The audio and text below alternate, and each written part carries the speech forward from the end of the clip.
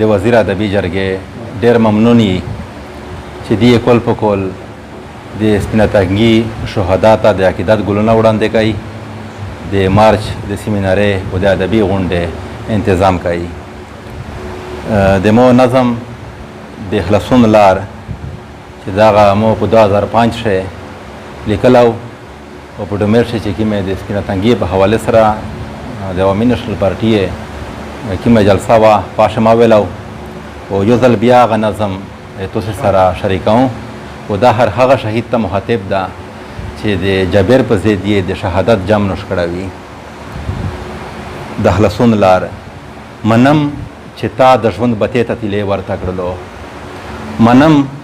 چې تا د ژوند بتې ته تیلې ورته کړلو د کام په ننګ د خپل ژوند جهان کړو هورې ایرې د غلامۍ د زنځیرونو د شلېدو په ارمان د خپل برخې د خپل هر ارمان کړو هورې ایرې او منم چې تا ګل ګل ځوانیزه هلاس ووینځل خو منم چې تا ګل ګل ځوانیزه هلاس ووینځل خو په دې بدل کې دایمي شهرت دې وموندلو د غلامۍ د کټ پوزي مرګ نه د کرکه وکړه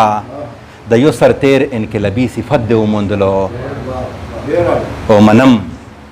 منم چې تا د مور او پلار د محبت ځنې هم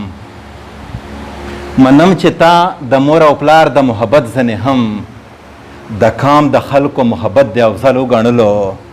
د ځن ځني مفاد په ځای د ټول اولس مفاد ته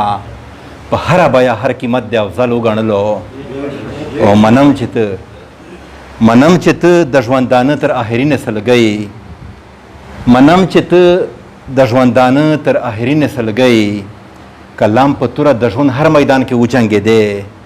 او ستا له ننګ ډکې حوصلې یې هېڅ په شا نه کړلې که درته تورې زولنې هر څومره وشرنګېدې او منم چې تا د کام په ننګ ژوند په ده ولګو منم چې تا د کام په ننګ ژوند په ده ولګو خو سکندر او د جنګیز د هم خله ماته کړله هم خلکو او هم اورنګ د په قرار پرې نښود د وخت هټلر او د انګریز د هم خله ماته کړله او د کربلا میره د سره کړله د ځان په وینو د کربلا میره د سره کړله د ځان په وینو حق ته د حق وویل بتیل ته هیڅ تسلیم نشولې د یزید ظلم د برداشت کړلو د حق د پاره د یزید ظلم د برداشت کړلو د حق په خاطر د کور کاله سره دنیا کې نور مقیم نشولې او ستا پاکه وینا هم څه بې نتیجې پاتې نشوه ستا پاکه وینا هم څه بې نتیجې پاتې نشوه د دې ټولنې د شعور د بیدارۍ سبب شوه او تا له دې لارې د خلاصون لاره راوښودله د سر سودا د یوې لویې ازادۍ سبب شوه او چې د تاریخ هر صدۍ ته نظر وغورځوم د ځلند نمر په شان ستا شان پکې روښانه ښکارېږي ستا زرغون فکر په مغزو کې مې موجونه واهي ستا په ارمان کې راته پټ نوی جهان ښکارېږي او د تا په شان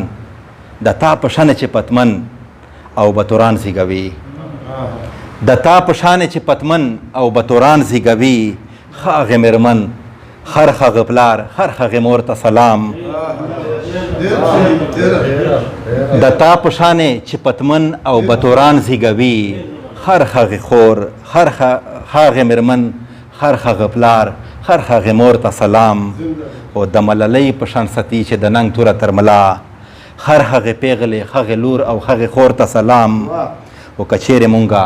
د غفلت له خوب بیدار نشولو او د سر مل فداکارۍ لاره مو خپله نه کړه پښتنې میندې به خپل پی هم هېڅ راونه باخي که ستا په شان د قربانۍ لاره مو خپله نه کړه او چې ستا په شان وړو درنو وسلو ته ټیټ نکړو لاس تر هغه وخت خپل هدف ته رسېدلی نشو د تزاري نظام په شان د تزر ډوله نظام بې له وسلې په تش نرو هېڅ نړولی نشو او زمونږ قبرونه نوی نسل به په کاڼو ولي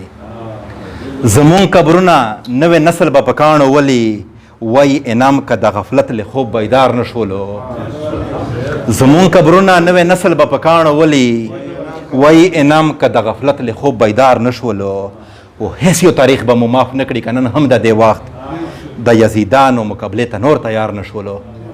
یو جهل مننه.